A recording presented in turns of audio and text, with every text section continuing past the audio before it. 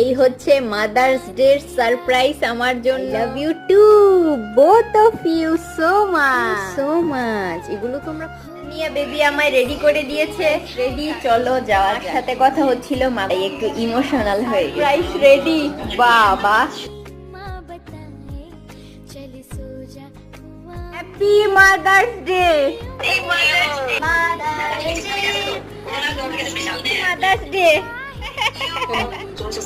শোনা, তুমি এত কিছু প্ল্যান করে সুস্থ থাকো, ভালো থাকো, এইভাবে আমাদের পাশে থাকো। তোমাকে ছাড়া আমরা চলতেই পারবো না। আমাদের মানে লাইফ গার্ড।